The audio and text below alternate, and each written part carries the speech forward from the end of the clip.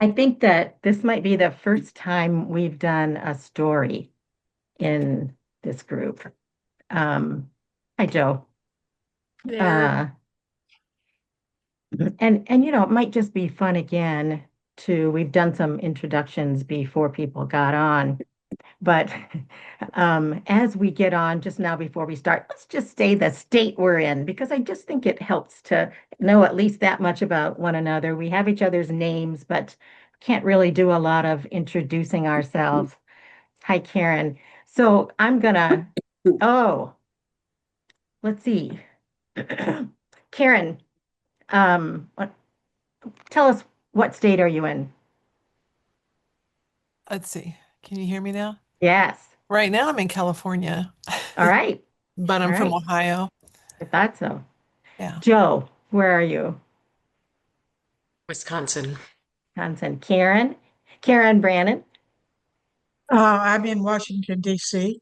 Yep. Mary Tice.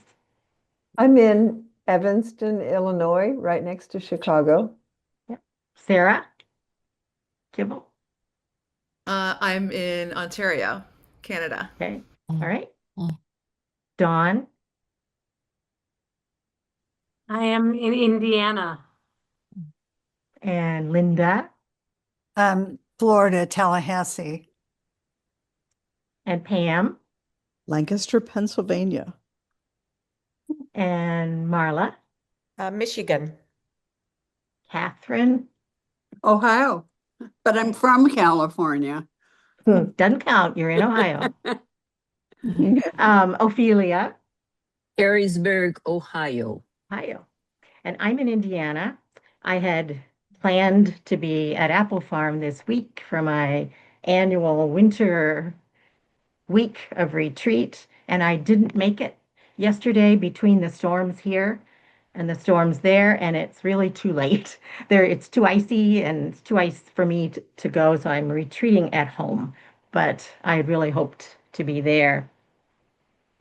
I was starting to say earlier that we're going to meet in one of Helen's stories tonight, and I don't think we have done one of her stories before. We have done essays she's written about stories, but I don't know that we have done one of her stories. And I have never been in a group at Apple Farm where we looked at this story. Has anyone here ever?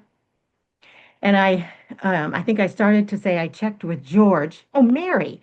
Mary, George thought that maybe Helen read this to the young people's group in the 70s, but you don't remember. I would not remember. It's true. He wasn't sure either. Yeah.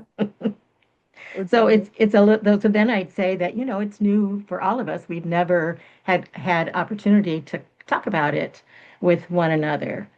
But I feel like this is a great story. And, people write about story all the time. Things like the secret of the great stories is that they have no secrets.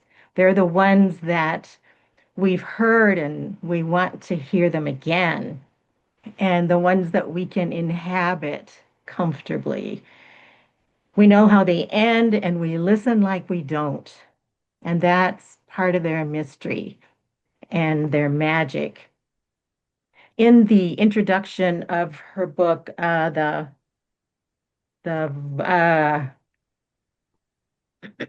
let's see, The Voice Within, Helen writes about this story that it's an example of the voice within speaking in images.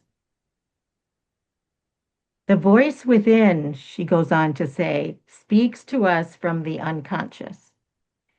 And whether or not we hear it consciously is an all pervading influence of our lives. Those of us who seek meaning in the inner life must learn to listen with all the discrimination that we are capable of for that which we might recognize, however dimly, as the voice with 1,000 names.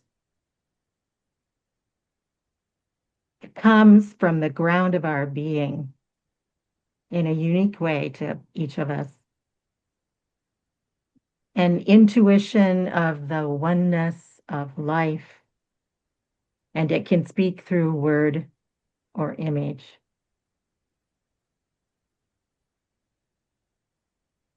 I think that this story will offer up more of its treasures as we read it out loud together tonight and listen together and respond together. So I'm going to need about 5 readers. I'll take the first part, and then if you start thinking about if you would be a reader, you can let me know. You can put your hand up, or I'll just ask. Um, so I think we'll read a page, and then we'll stop, and we'll just gather up what we noticed as images and phrases and uses of language and symbolic themes. And then we'll return to the story again.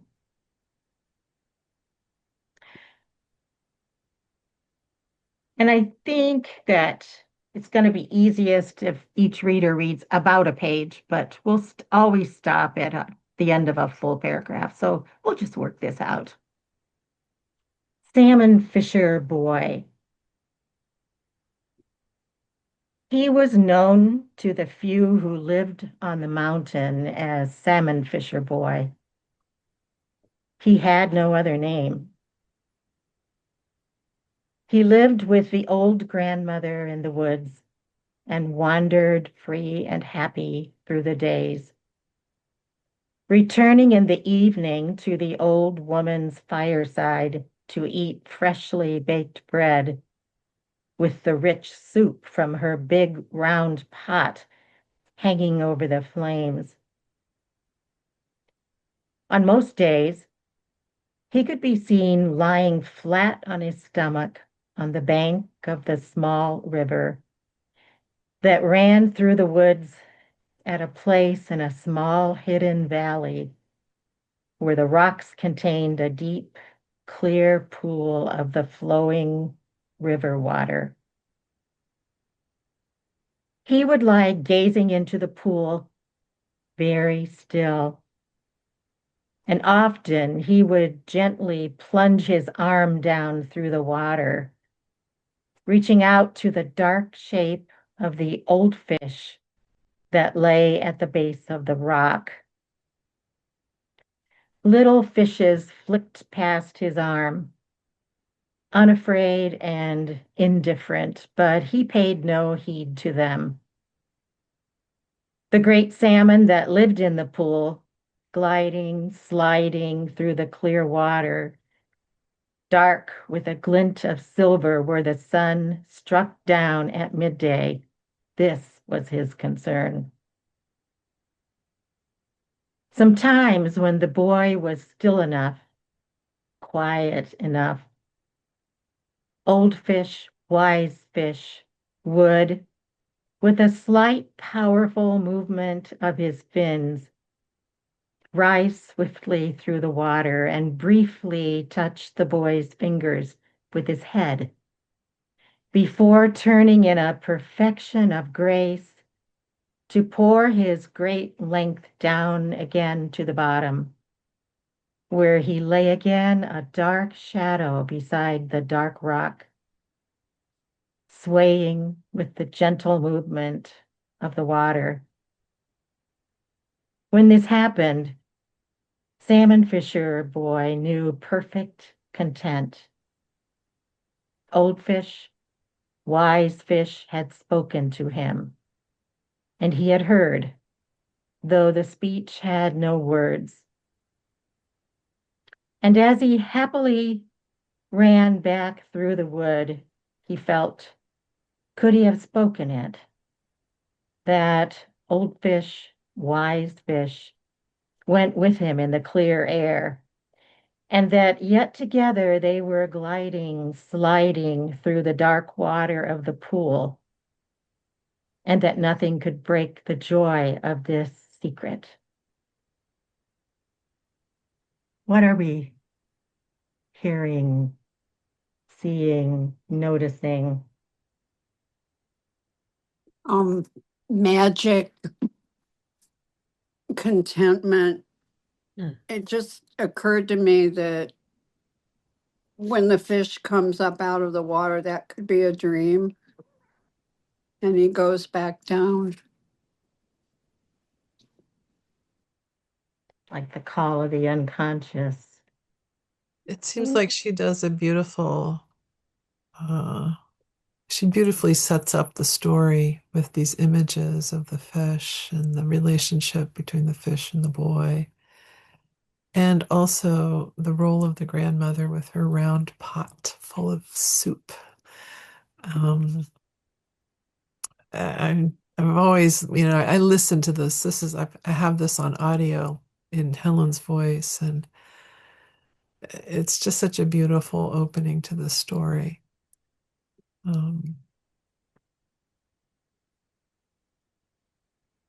I can visualize it. I'm going to piggyback on your pot, you mentioning the pot, because I noticed it today. And I'm um, for my birthday hexagram from the I Ching, my last birthday hexagram from the I Ching was the vessel Mm. or the cauldron, which I think that's what this is. Yeah. So it would represent, right, transformation and a connection maybe to the invisible world as well as the nourishment and Yes. I was noticing the relationship between young innocents and the elders, both the old Mm, fish and the old woman, and I don't know, maybe that sense that at the beginning of the journey of individuation, when everything's a little childlike and innocent, already that eldership is present, mm. or there's something available with elder wisdom. That's kind of wonderful that this story gives it twice, right, in the very beginning.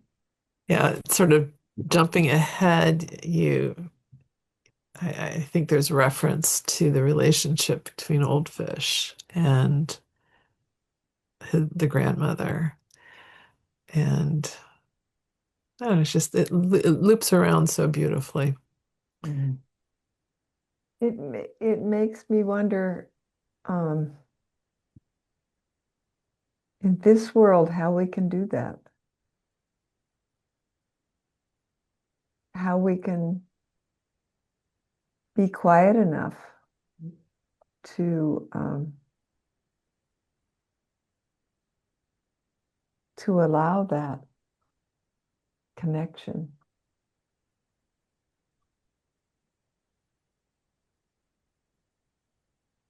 I was drawn to the still enough, quiet enough, and find it endearing that a young boy would be so still and quiet. Not how I often think of young boys. Mm. And how endearing that is. There's something about, again, the parallel of the old and the young. There's something between those two. I wonder what drew him to that stillness, Mary, and that quietness. Mhm. As you were speaking, Dawn, my son was running up the stairs. um, when I read this today, I was thinking that it kind of reminds me of the Garden of Eden, just in the sense of this innocence, perfection, and we kind of all, even if we haven't read the story, we know that it's not going to stay this way, right? We know that something's coming that's going to interrupt this. I think that the term in the story is perfect content. So it's sort of like we know it can't stay this way. And that's often a reflection too of the individuation journey, right? Where um, the hero's journey too, right? Where we have to go on the journey, and part of that is sort of breaking that perfect innocence or Yeah, so that's what stood out to me.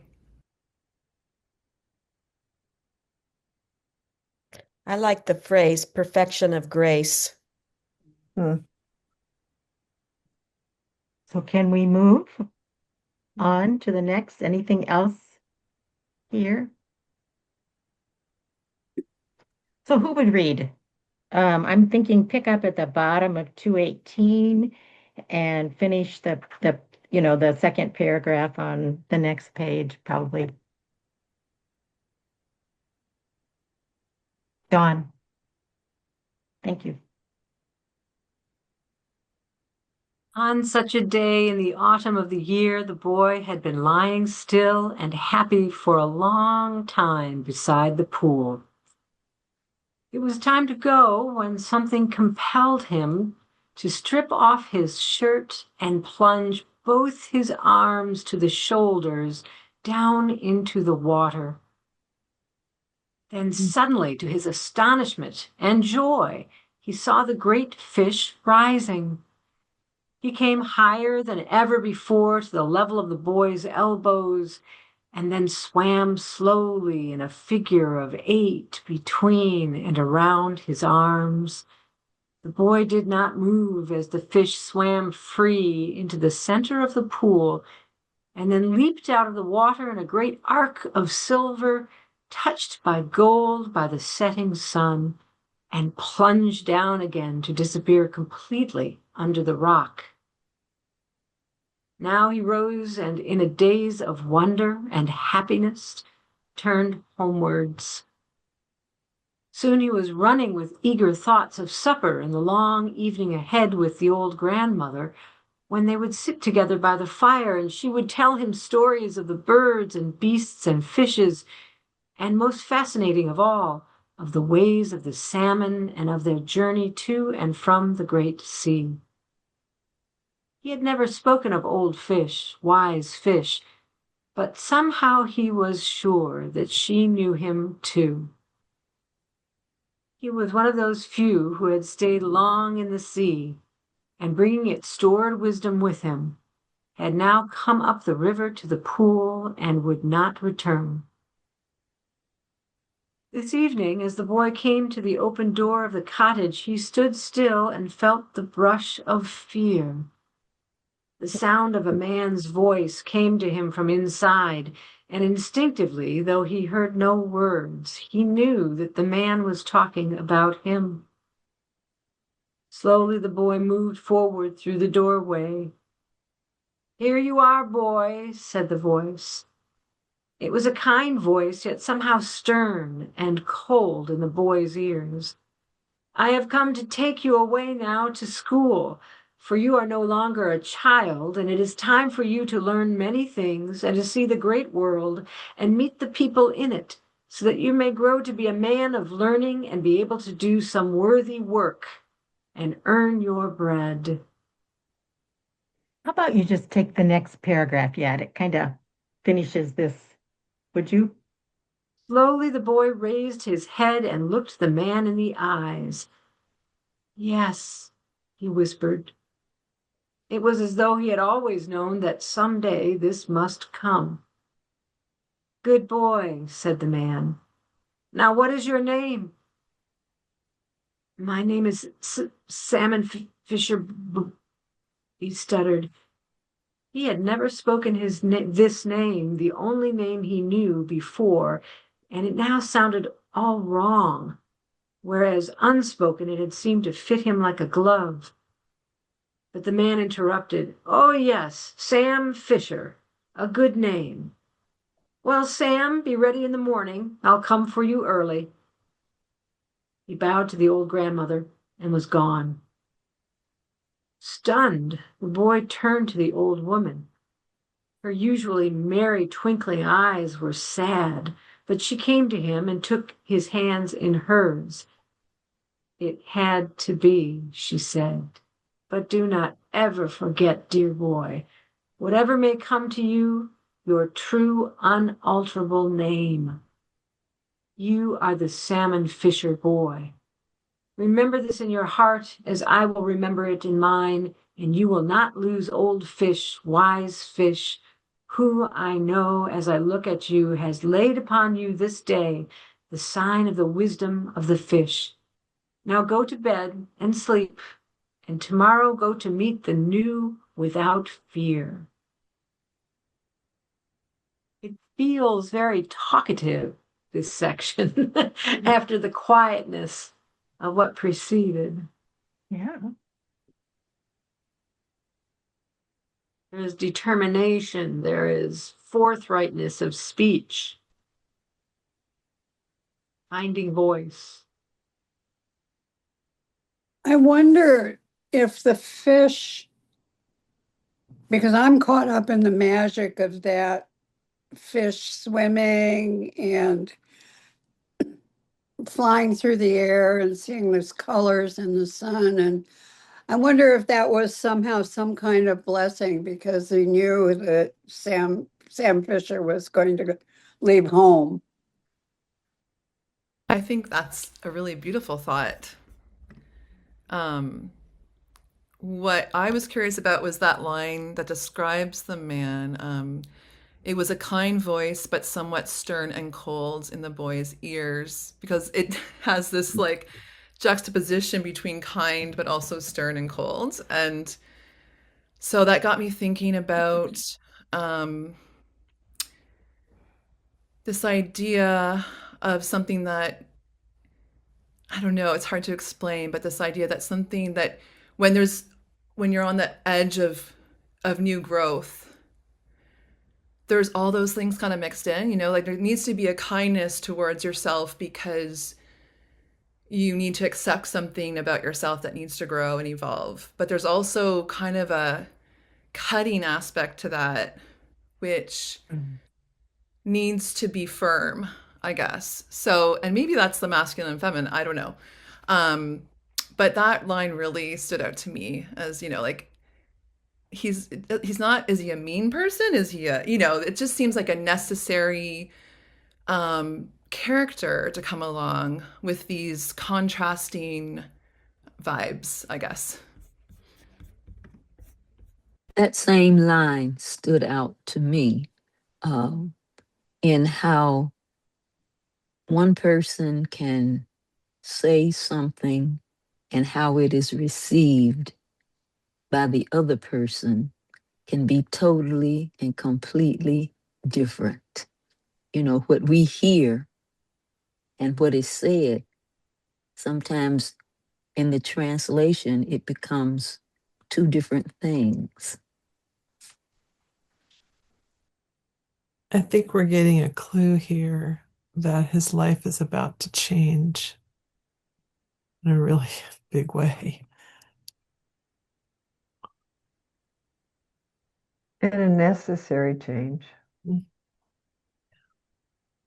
And he seems to be prepared with no resistance. Mm. You know, a lot of times we have difficulty moving from one stage to the next and going from such a calm and wonderful, peaceful life. I think intuitively, it seems that he knew that that was coming and he did not resist it at all. He answered yes. Mm-hmm. And I think that last experience that he had with Old Fish, toward the top of that page, kind of prepared him for that. And I was also taken with the idea of the figure of eight, and that shows up later in the story. And I just got a new tarot deck that I really, really like because I've always been a Rider Waite, you know, to the core, but I love this deck. And a number of the cards, even sometimes really subtly in the clouds, have a figure eight, which is infinity. Mm. And so anyway, I kind of think that that last experience when he took off his shirt prepared him for accepting this challenge that was coming to him. May I ask what deck you use? Oh, it's called the Light Seers. Okay. And And I was noticing too on the top of 20, well, I want to go back to figure eight too, but the top of 2020, Catherine, you wondered if, I forget how you phrased it, but whether or not the fish had communicated to him. And this That it has was a old blessing. this old woman says, I know as I look at you, you will not lose old fish, wise fish, who I know as I look at you has laid upon you this day the sign of the wisdom of the fish. And the other thing I was just thinking, um, um, the figure eight, I think it comes into all kinds of things, right? As infinity and all of that, but I think it actually came from math and maybe calculus. And so I'm just going to say to Tom Tice, who's here, if as math guy, if you know anything about it, be sure you tell us. But you can think about that. About the figure eight or the fish? Well, I don't care. The figure eight's not is math. If you got something about the fish, that's fine. Well, it's also a ice skating exercise. Yeah. And in fact, I think it's something you have to do in a competition to trace figure eight very precisely. The horse riding exercise too. Sorry? It's a horse riding exercise too. Oh, yeah. And it's a baton twirling exercise. It's also a dance move. It's also a dance move. Sorry, Tom, is it also the Mobius band? In science, I think of the Mobius band in the equidistance. Yeah, but that's like a tape that you twist and you cement it at either end.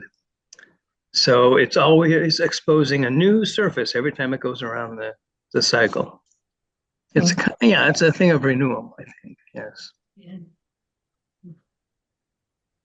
Knitters knit scarves and make Mobiuses to wear around your neck. Oh, yeah. Yeah. Well, she seems to be introducing us to the idea that things aren't black or white.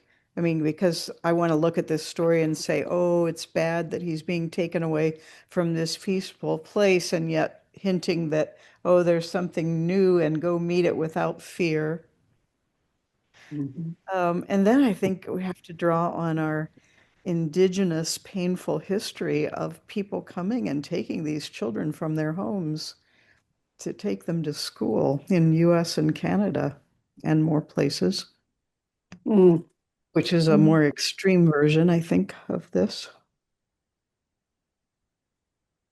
If I approach this in a dreamlike quality with these different figures representing parts of ourselves, each of us on our journey continually entering and re-entering these cycles, this infinity of individuation and growth. At this relatively quick moment in the story, we've met all these rather dynamic figures. It makes me think of how at moments of change, when I'm ready to plunge my arms into it, there's a dynamism that's sometimes activated inside of ourselves. These figures, those that are already there, like the old fish, but others, like the one who has to come and remove us from where we are to take us to a new place with a stern but kind voice. The old woman who has provided our sustenance for so long, who is grieving our moving on, but somehow knows that we have to. These marvelous, rich characters in just 2 pages of time of space. There's a lot that's activated in ourselves. If I take this as a dream of my own turning and needing to grow and change in some way. Do others hear it that way, as a dream of transformation? Well, Do you think the grandmother reassured him and gave him confidence? Yeah. The She seemed grandmother's to know. job. Yeah. Grandmother's job. What I find curious about this is where's mom and dad?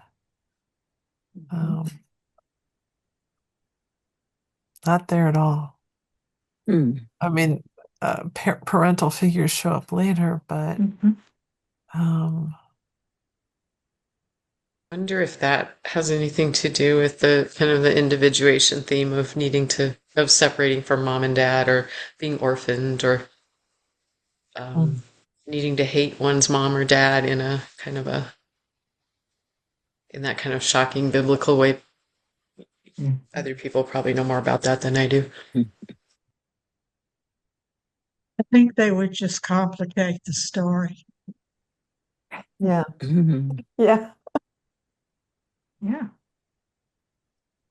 You know, I'm thinking about my own journey and having left home in Georgia when I was 21 on a trailway bus by myself. And I didn't realize at the time how frightening that was for my mom. The thoughts of her child going across country all by herself to Ohio. And many years later, I've come to realize that it was really a frightening experience for her. And I thought it was selfish of her, you know, not to want me to get to moving on, you know.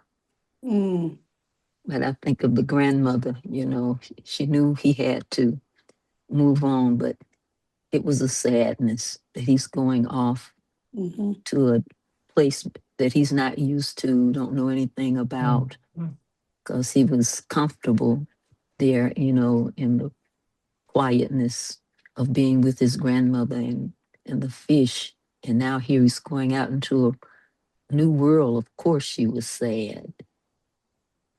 Yeah. I think the grandmother can be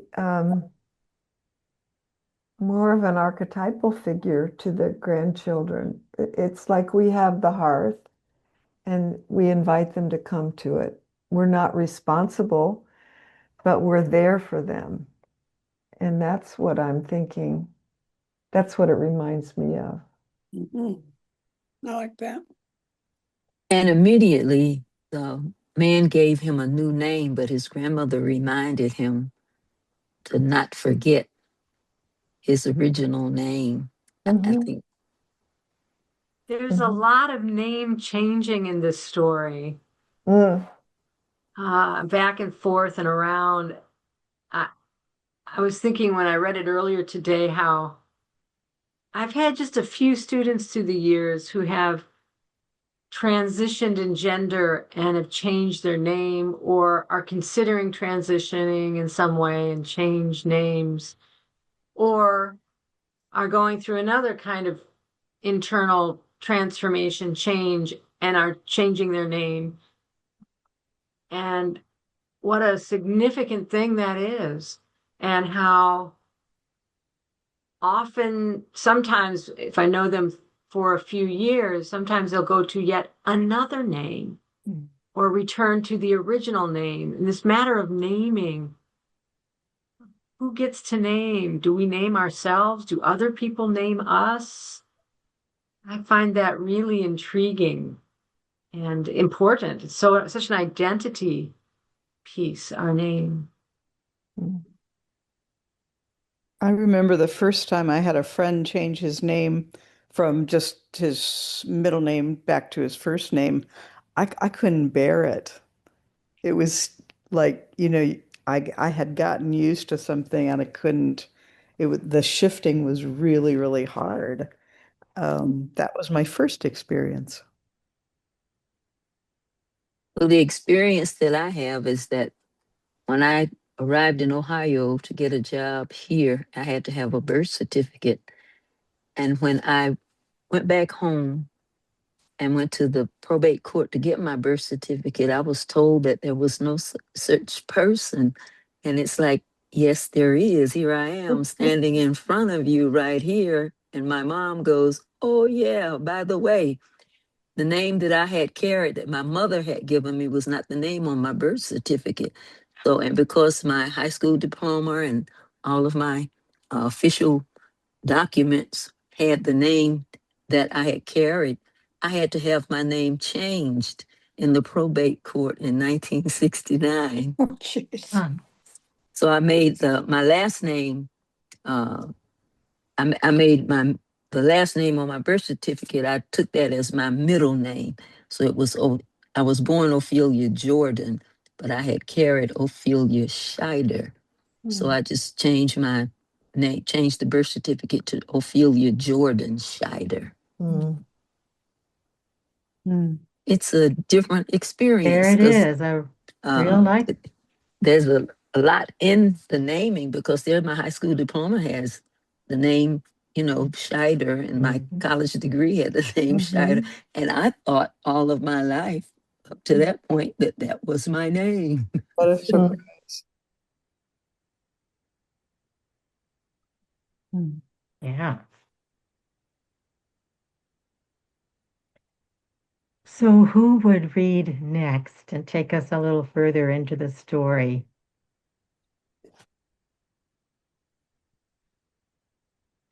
I can. Mary? Yeah. So let's see, we're gonna why don't you take it on down to the middle, that end of the middle paragraph on 221. I think that would be a good stopping place. Thanks.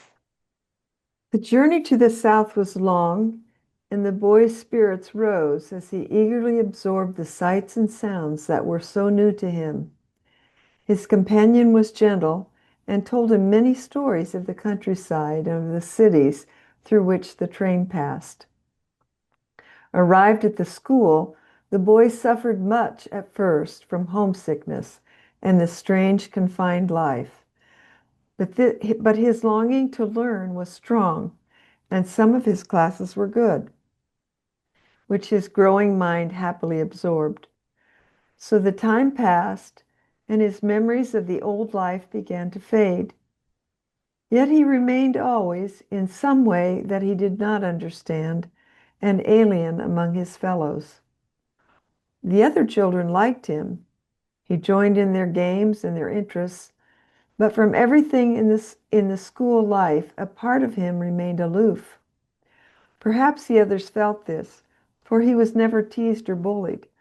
He was respected, and perhaps unconsciously a little feared, for children shun the strange and the different. As he grew older, this alien feeling began to grow stronger. The boy hated and rejected this thing in himself and tried to throw himself into the life more wholeheartedly, but the effort merely increased his trouble. He found himself losing interest in both work and play.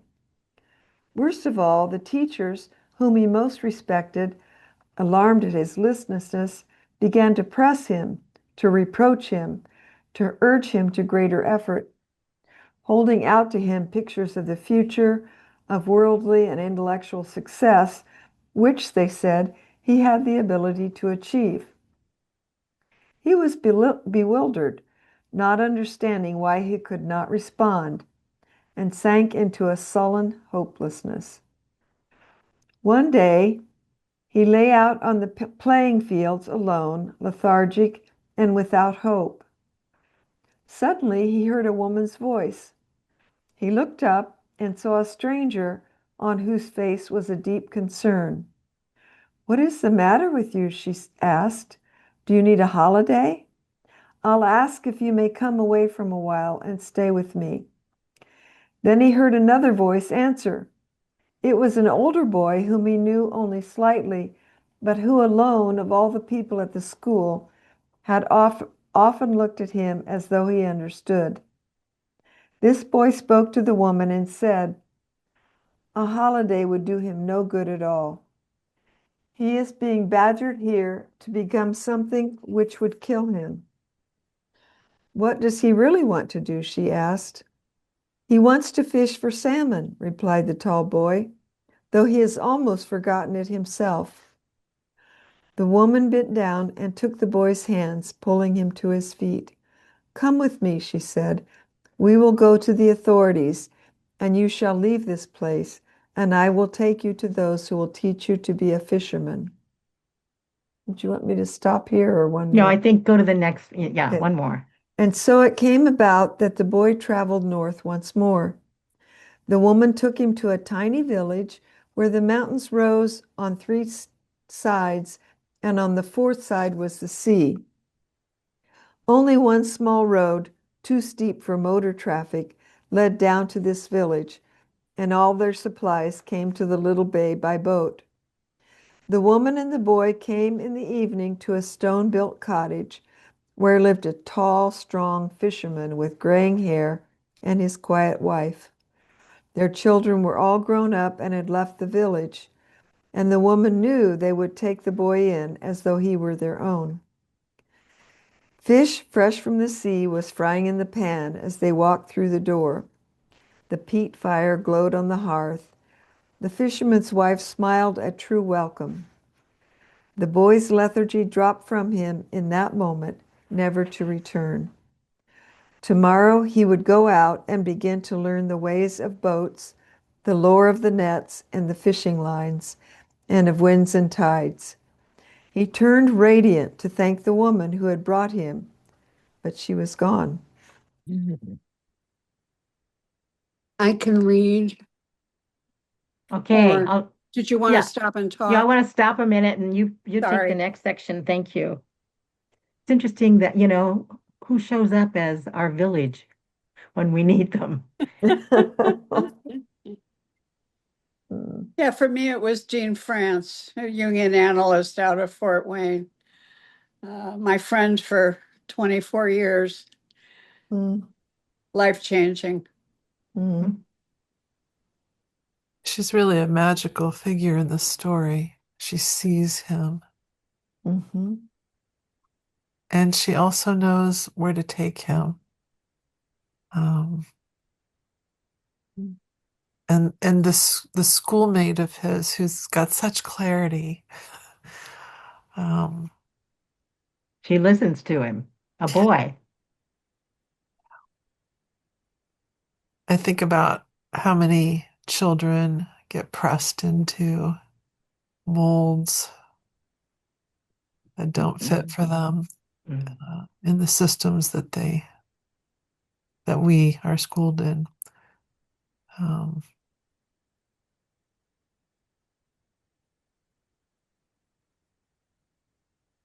And the miraculous appearing of people who do see you, and aren't trying to push you into a mold that doesn't have your name on it. He's dying, this boy, where he is. And the boy, just a little older than he, recognizes and knows it and sees it and knows immediately when someone shows up what to say. He wants to fish for salmon, though he's almost forgotten it himself. So he's the voice of reminding the boy who he really is. I think that boy is a part of him as well as the woman who came. I think those are aspects of the Fisher Boy.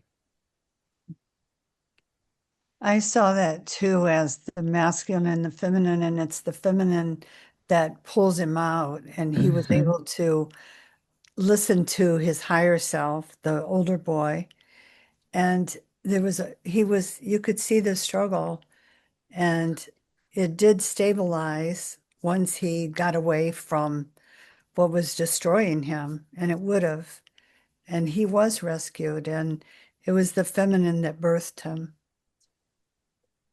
And it needed the discrimination of the masculine, which is one of the greatest gifts to just cut through. Here's what it is. Yeah. And there was an integration there.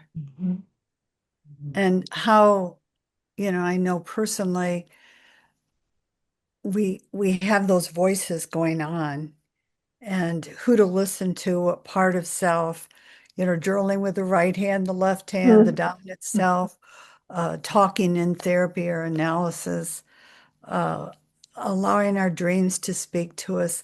I thought that could all have been uh, really, that paragraph interpreted that for me. Yeah. The voices within. Oh, yeah. That's nice. Sometimes we go along to get along to try to please our parents or please the teacher or please whoever. But deep in our own souls, we know that we are dying and we lose track of our journey. And here comes the feminine, here comes the masculine to help us to get on track to the direction where we really want to go, where we need to be, where our soul is calling. And that next place he needs to be is marvelously described. Mountains on 3 sides and open to the sea on the fourth. This is a very protected, particular kind of space. And that's often the kind of space we need when we're going to go into an intense time of change, kind of a surrounded, protected. There's a place for him. Stone-built cottage reminds me of what Jung built, of his own hands. Strong fisherman and the quiet wife. Fish was already cooked for him there.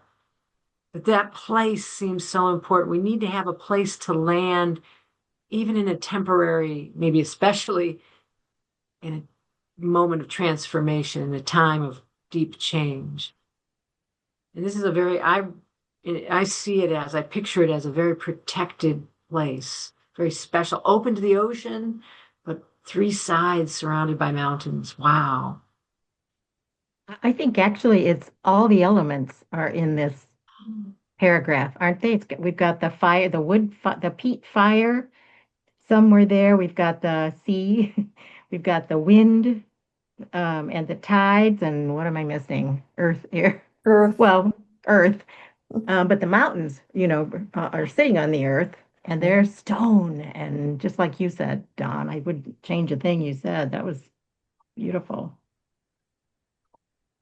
I appreciate the loss of energy or hopelessness that's described towards the end of page 220 as he isn't fitting into this place, and then knowing that it's going to happen again on the next page when the fisherman hooks that fish and he's revolted by it and he falls down again and loses energy.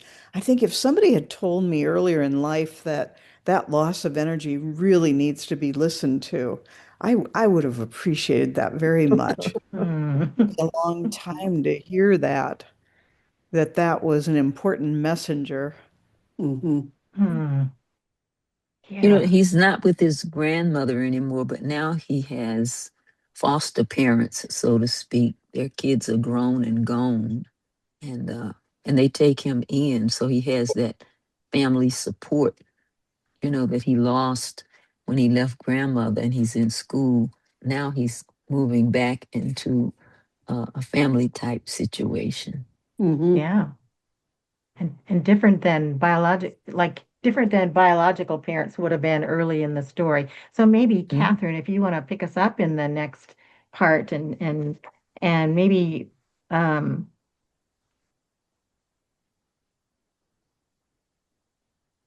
well Before we go on, yeah. I'd like to mention that all of his being lethargic and everything dropped when he arrived at the place where he was supposed to be. And it says from him, it was never to return again. So to me, that's significant.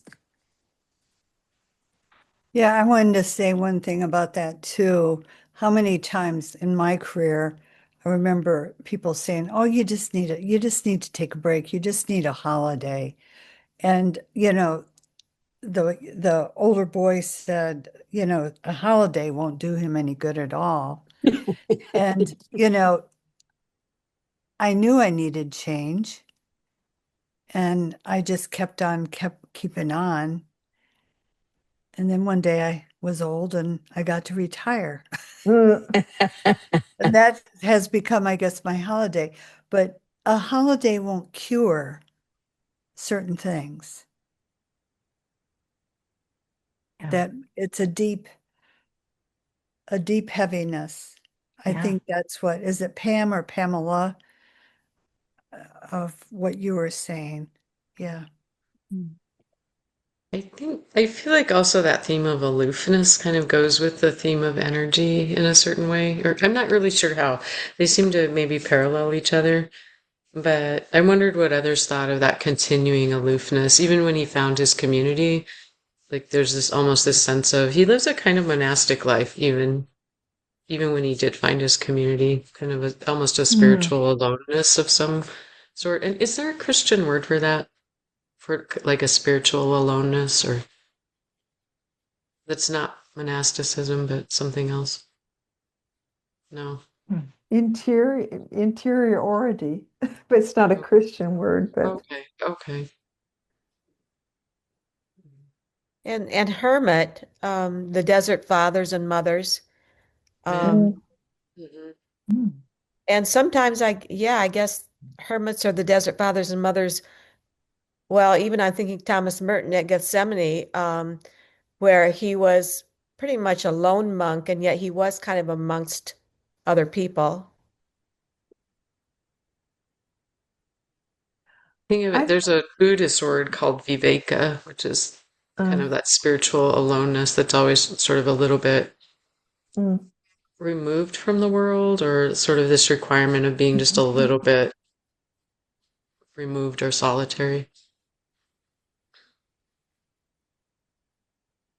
And you're describing a kind of wholeness, I think, Yes, I right? feel like it goes along with that. That kind of goes with the being parentless, being orphaned, the virgin image, that kind of sense of self-containment, or something like that.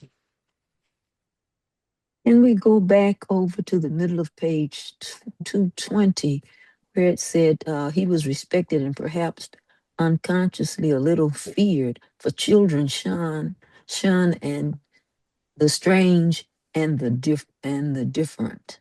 Yeah, I think that's right there. And that being a hermit or not being traditional, you know, grow up to find a wife and have a family with children. I think the world in general sort of treat people differently when they have a path that's not traditional. And I think there's some fear that's connected with being different and even realizing that you're different. Yeah. So, okay, to move on. How far do you Yes. want me to go? So why don't you just go to the middle of the next page, or if you see an ending place at the end of one of those paragraphs, because he's going to begin his new life now. And Okay, I'll go to the two paragraphs on the next page. okay, So began his new life.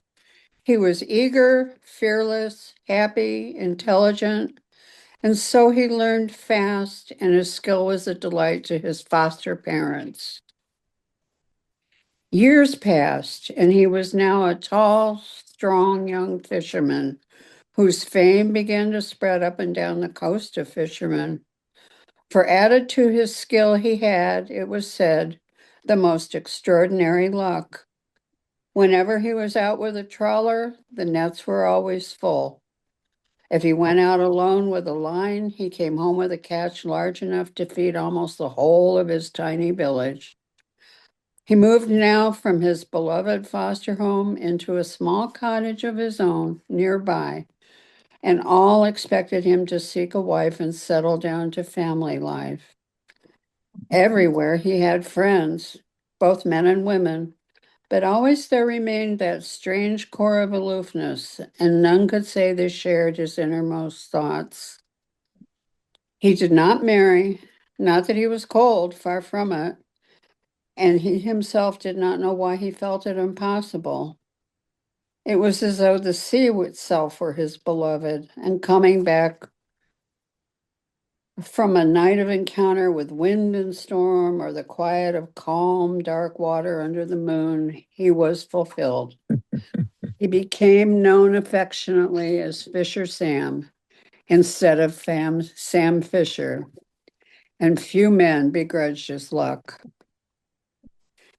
There was one silent, almost morose old man with whom he constantly sailed. They exchanged no thoughts, but with him, Fisher Sam felt a closeness and an understanding that no one else shared.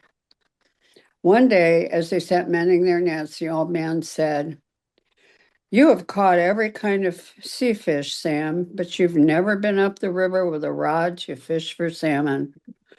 Let's take a holiday and go inland." Sam felt his heart leap with excitement, but also strange reluctance. He was silent for several minutes and then answered, "Yes, it's time I went up the river. There is gray in my hair already." So they sailed up the coast to the mouth of the river, moored their boat, and started on foot up into the mountains. They camped overnight beside the river and in the early dawn went to cast their lines. Fisher Sam watched the old man, who was an expert angler, as he made the first cast. Almost at once, a salmon bit, and the old man landed it. And as the old man landed it, Sam, that fisher of long experience, had a strange and violent reaction. His whole being revolted at the sight of the dying fish. Faint memories stirred in his heart, and he turned and plunged in among the trees, bewildered and ashamed at the violence of his feeling. He wandered restlessly for hours and then lay down under a tree and fell immediately into a deep sleep. He dreamed, and in his dream he saw himself lying beside a clear, deep pool of the river and staring down into the water where a great salmon lay near the bottom. The fish was slowly rising toward him, and as his head broke the surface, he spoke. His new life is not the right life. Not yet, anyway. Not yet or not anymore?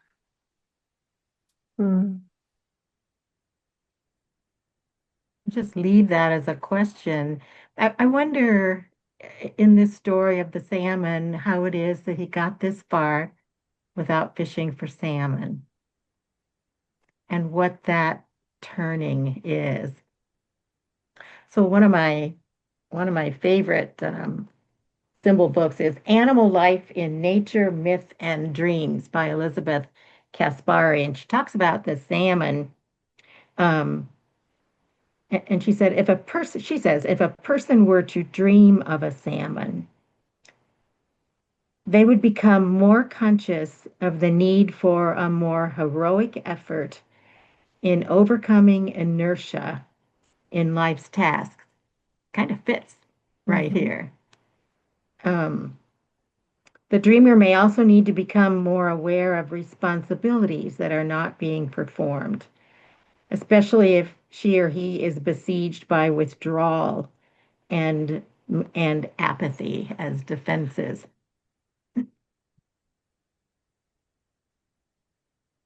What did you think about suddenly now fishing for salmon?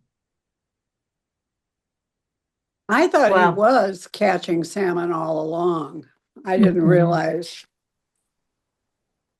Sea think in fish are different than river fish. Oh, okay. I Was think he? there you go. I think intuitively he was connected to old fish, wise fish, and I think a part of him was reluctant, but probably without knowing it, to fish for salmon. And he had that negative reaction, I think, because of his connectedness uh, to the salmon. It sort of reminded me of kids who grew up on a farm and then they adopt one of the farm animals like a pet. And then when it was time to kill that animal for, for the nourishment for the people to eat, they'd have 10 fits, scream and holler because they had become connected to that particular, you know, chicken or pig or cow, whatever, and I think when we connect at a soul level, though it was a fish, all of the time that he spent developing a relationship with that fish when he was a kid, when he was there, and now to see the fish captured just did something to him. You know what I mean?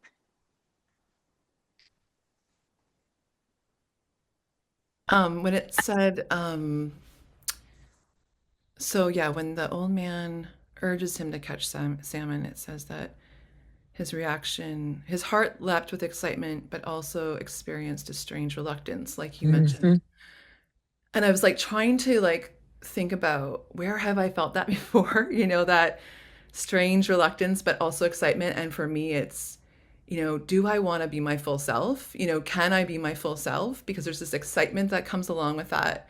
But then there's this reluctance of like, can I go there? Can I really do that? Can I show myself? And so that for me was a very feeling moment when I read that, because I was like, yeah, that's how I relate to this moment of discovery. And then it makes me think that,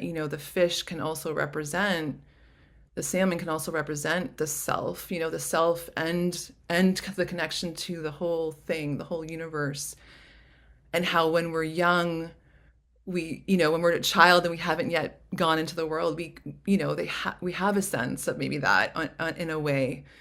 And then we go through life and we have these opportunities to come back and discover ourselves. Um, so almost like the excitement of following your bliss, or becoming who you have been all along, or without, um, reluctance, I guess. Yeah, so that's what came to mind for me. What reminds me of is communion, the taking and eating the body and blood of Christ. It's like, if you really thought about it, that would be pretty difficult to think about. But that's basically what the salmon is saying to him.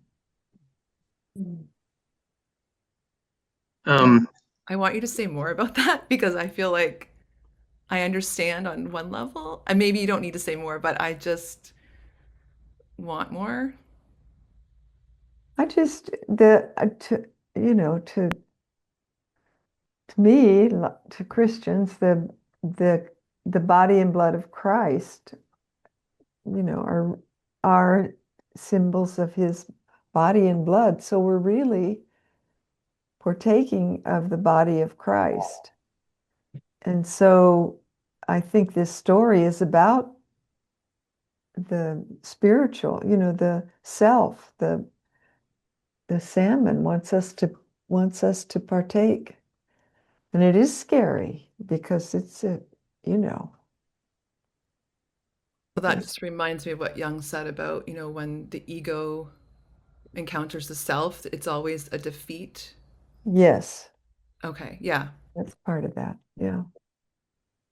I feel like I'm on a rabbit trail here. So, sort of a little bit of off topic, but one year my word of the year was salmon, Ah, and I find salmon to be fascinating. Um, what do they call them? Hey, Catherine, my sister, what's that word for? Is it apex species where they're at the top of the, oh. Apex can't hear you. predator? Mm, Apex predator? Mm, they're not apex predators. species. So um, they feed, they, they keep the ecosystem in balance. They're like beavers. You bring that element into an ecosystem and everything is as it should be. Yeah, wolves And and big cats and right. yeah, Well, apex yeah. predators. Yeah. Okay. Yeah. And I just want to throw this out there that one of the things that came across for me was a poem by Christine Walters Paintner called Following an Ancient Call.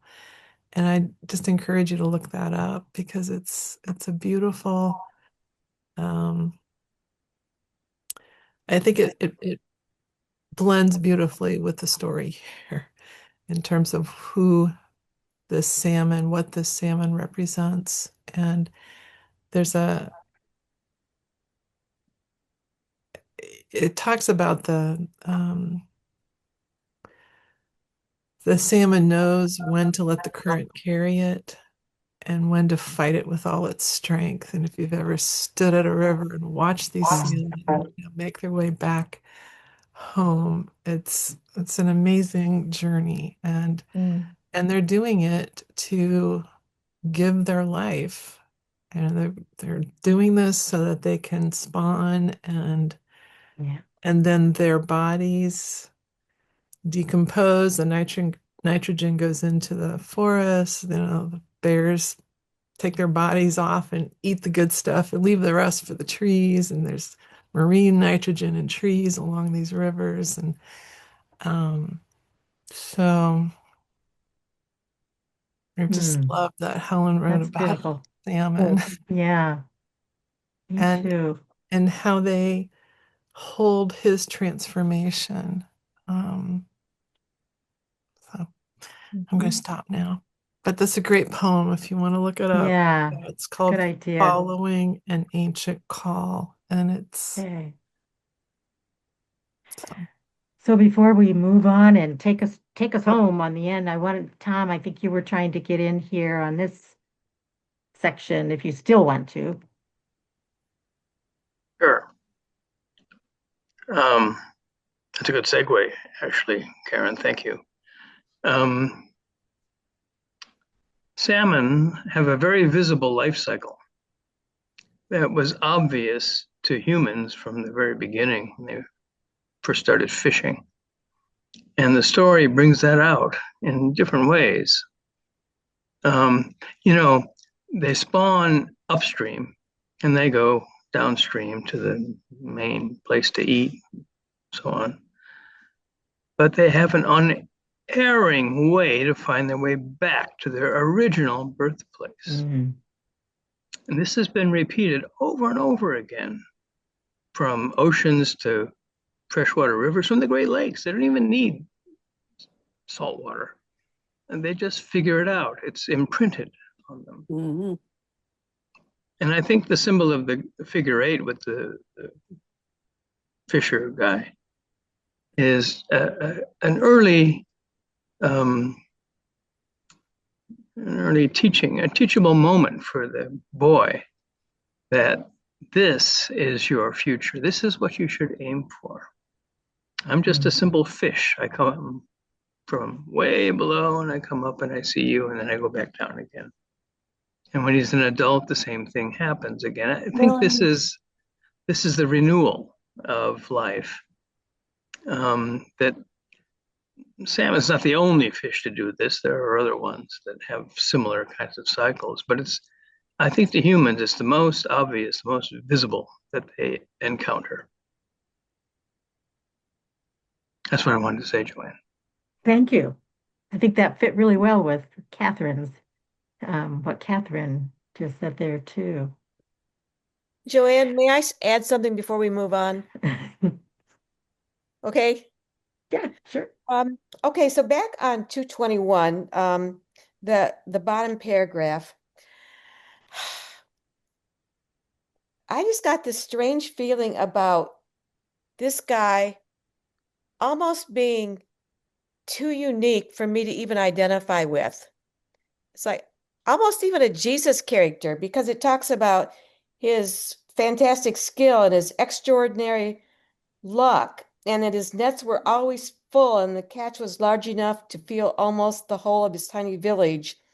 And then it goes on about he had friends, but he didn't marry, a strange core of aloofness. Um, And it was as though the sea itself were his beloved. And I just got this feeling of like, is this is this a normal human or is he a Jesus figure? Can I really even identify with him? That's all.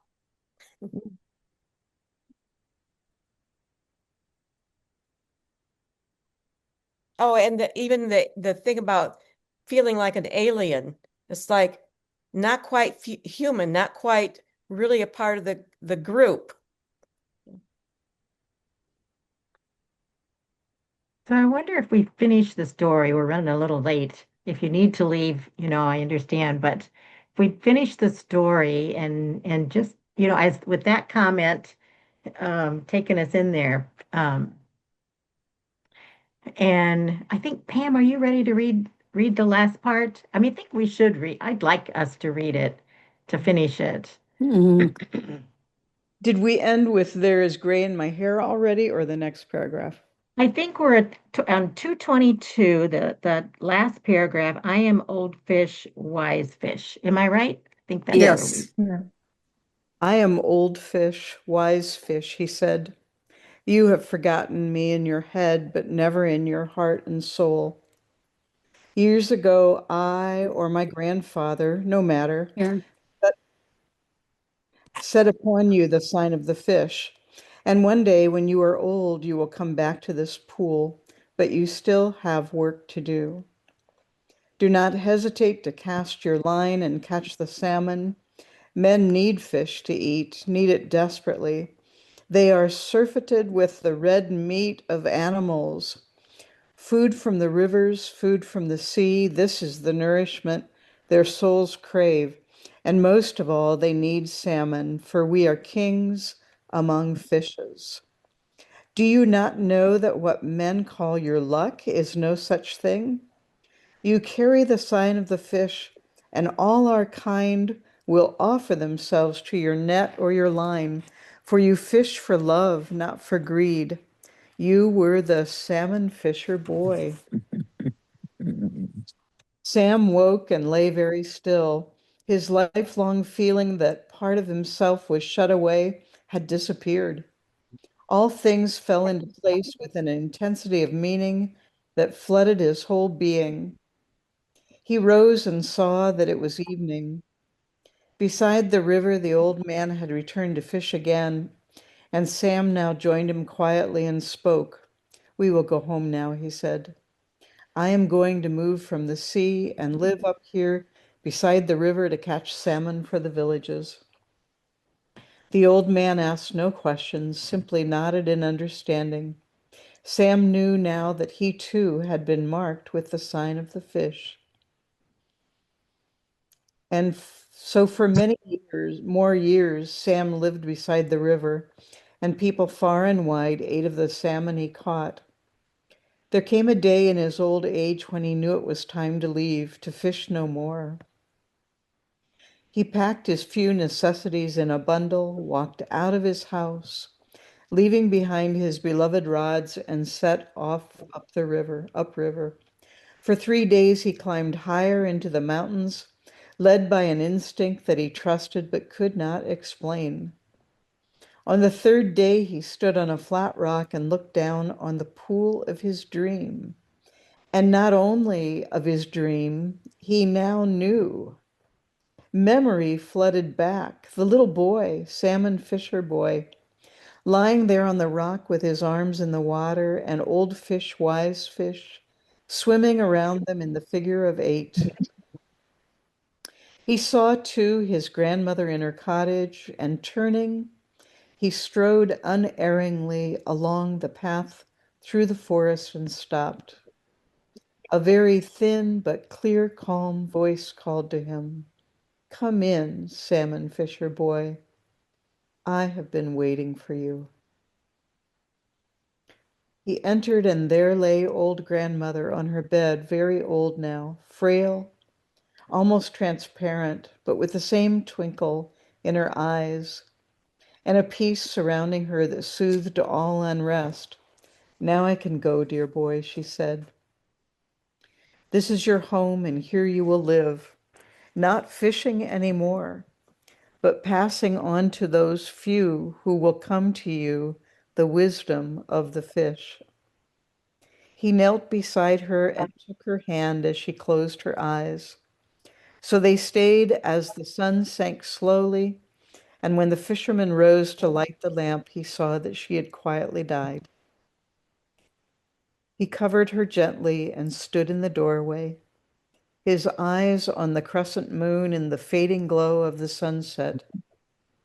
An end and a beginning.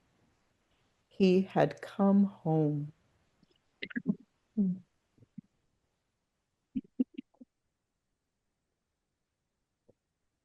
Is there a- It resonates with the path of the salmon, which, you know, those little tiny salmon swim downstream into the ocean and somehow grow into bigger, much bigger salmon, and then find their way back up that stream and give over their lives for the new life. Um, it's just a lovely weaving together of those images. So many things come together for me, and a significant turn comes when the fish says, "You fish for love, not for greed." That is a through line for me from childhood, his reaching into the water and wanting to touch and be touched by the fish, all the way through what he does, having to leave the school where he doesn't belong. He's finding what he loves, and love is finding him.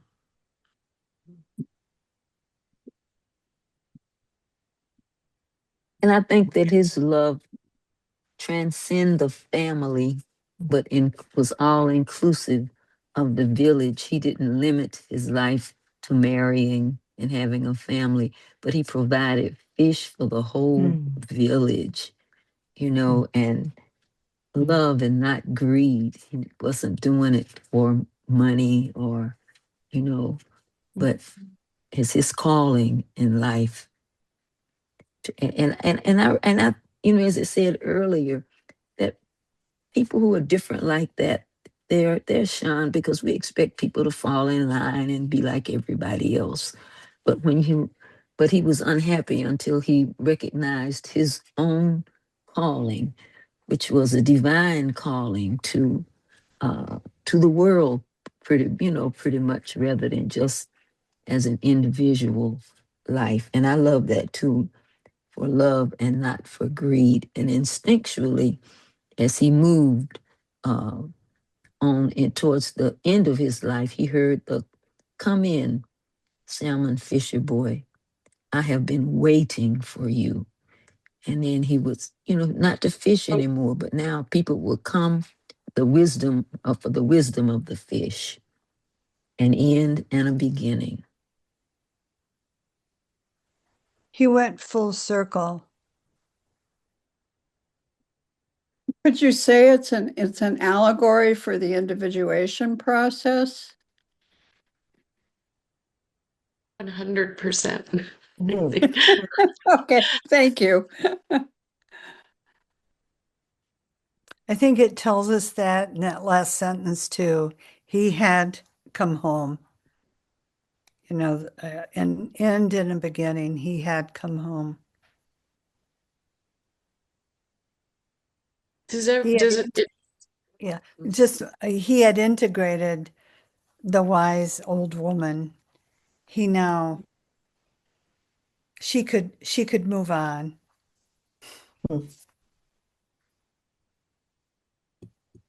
what do others see as the symbol of the self in there? Is it the fish, the grandmother, the old man that takes him up the river, or all of them?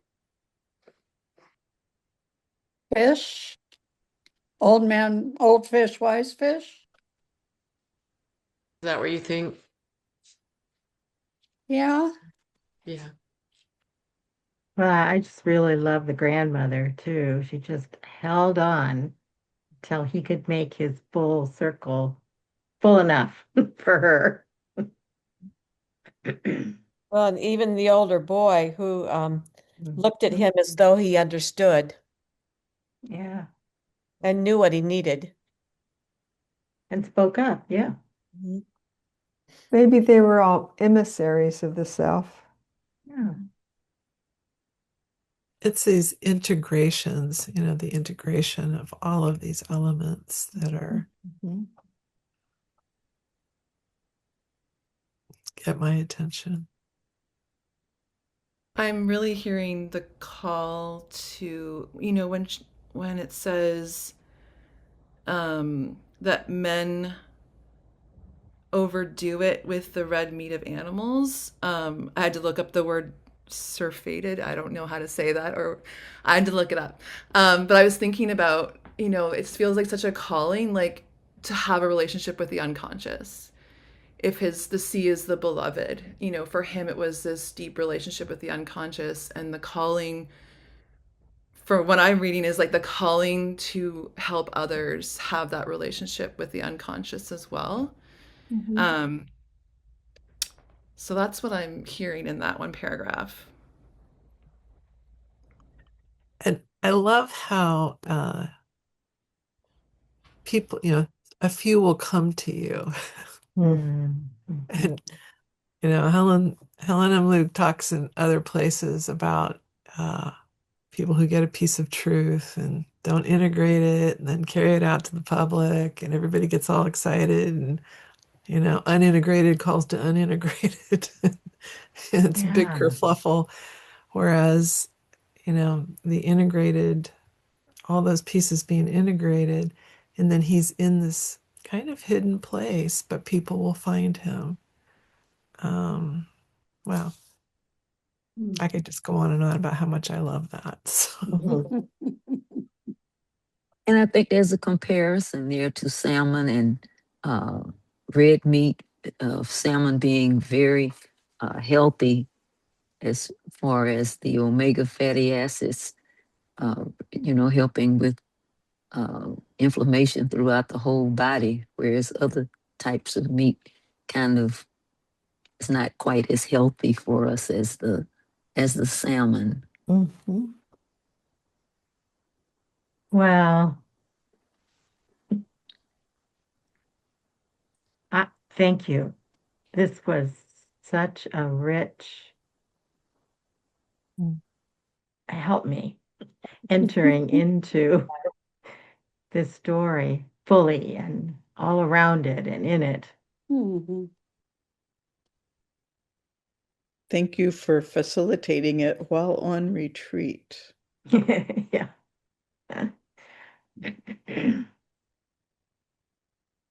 Yes. Thank you. Oh, thank you. So we meet around Goddess of the Hearth in February. If you don't have a copy, you can get one from me, or I sent it to Tammy. You can just contact the Apple Farm office. We can send you an electronic. So if you don't have the essay, easy to get it to you. Is it in one of the Linda. books? Yes, it's in Woman, Earth, and Spirit. Okay. Yay, I This have one. it. I got it on ABE Books, Thrift Books. Okay.